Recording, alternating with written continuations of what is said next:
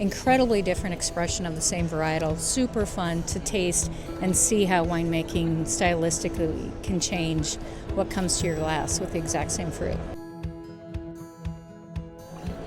This is Doug with Seeing Green. Welcome back. We're still here at the Sustainable Food and Wine Festival, and now I am here with Deb with Lost Valley. So Deb, first of all, thank you for being on the channel, and tell us about Lost Valley. Hi, thanks so much for stopping by our table. Yeah, Lost Valley has a fun history. We have 100 years of stewardship and storytelling at our property in Napa Valley.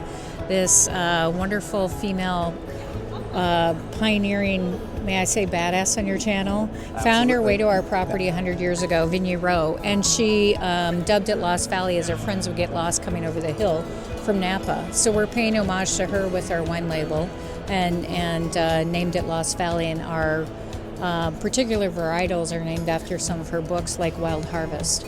But she started the stewardship. She rode horses on the property, raised cattle, was gardening there 100 years ago, and in 2009 we began to plant vines. So we have 24 acres, mainly Cabernet, a little Chardonnay, and about 3 acres of Sauvignon Blanc and a teeny bit of Petit Verdot.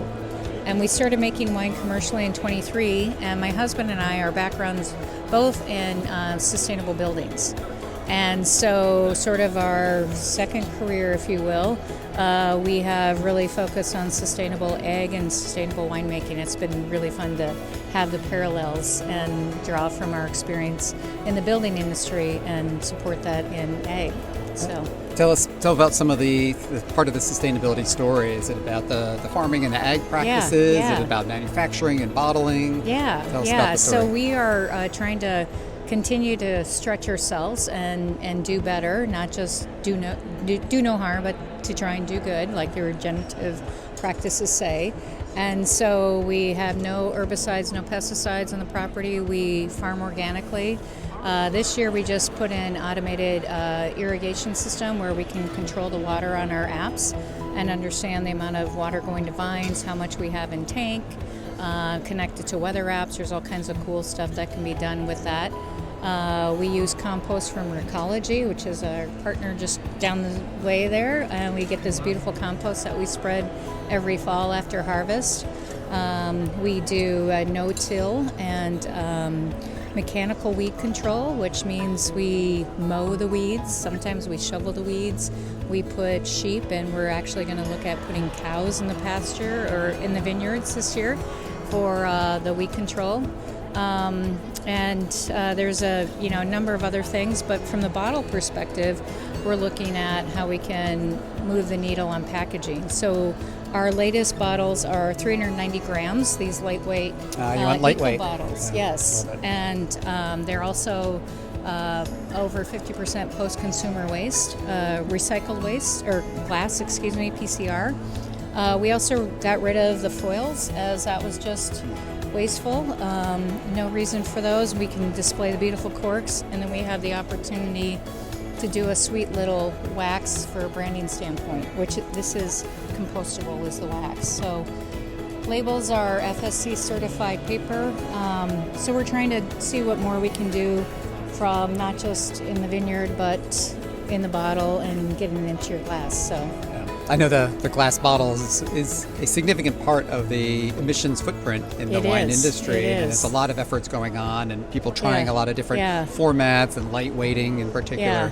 It's actually 30% of the carbon footprint from farming to getting in your glass. So it's an enormous component of that. And Veralia makes this beautiful lightweight glass bottle that still looks elevated. It's got a taper to it, nice punt. So you're not giving up anything in terms of the look. And you're just reducing your shipping costs, and it's all kinds of good things with that. So, what are you sharing with people today here? So we are sharing our Sauvignon Blancs. We have our 24 Wild Harvest Sauvignon Blanc, which is the book right there that it's named after, from 1941.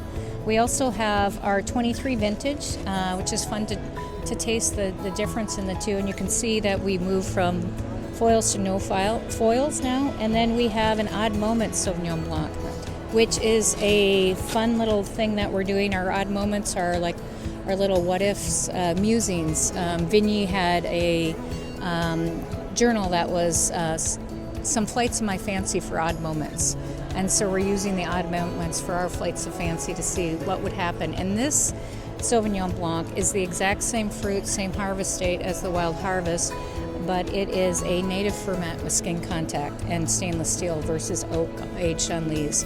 Incredibly different expression of the same varietal. Super fun to taste and see how winemaking stylistically can change what comes to your glass with the exact same fruit. That's amazing. I love it. So for our audience at home, if they're interested, now that they've been tempted to give Lost Valley a try, the retail, direct-to-consumer, restaurants, where can they find you? We are direct-to-consumer, lostvalleywines.com. We also are being poured at 12 Month Restaurant, which is a beautiful, sustainable vegan restaurant, plant-based in Burlingame, just south of the cities here. And then we have our wines also showed in downtown Napa at Outer Space Wines.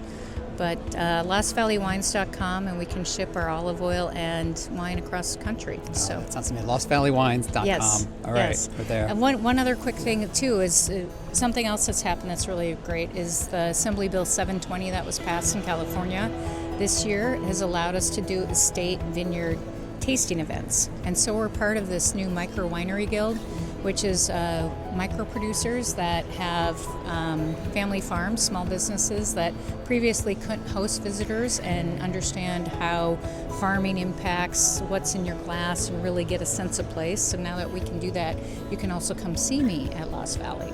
Oh, wonderful. And where do we find you? We are on Woodin Valley Road. We're in the kind of the southeast corner of Napa County. So a little northeast of downtown Napa as a crow flies by about 10 miles. Perfect. So, well, field trip, Seeing Green field trip coming up. Yeah, great. Love it. Deb, great. thank you for being on the Seeing Green channel. Yeah, thank you for being Doug. here. That's Nice great. meeting you. Thank you.